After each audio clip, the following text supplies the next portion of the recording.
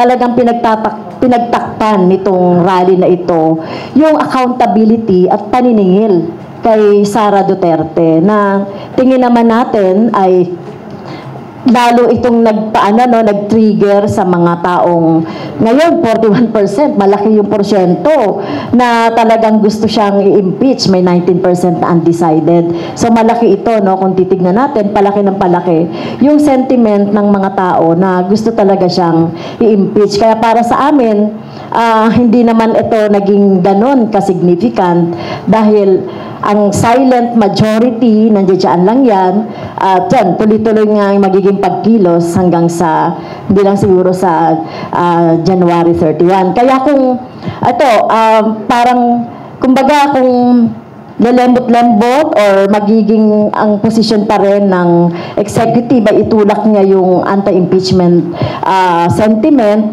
well, parang nagpapakita ito ng hindi niya pagrespeto sa sentiment ng mamamayan.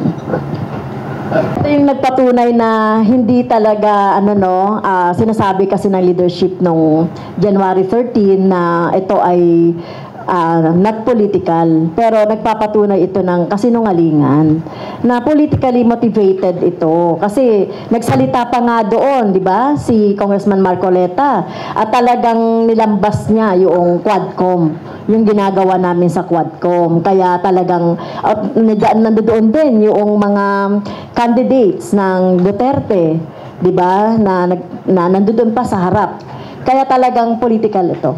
Kay Attorney Conti.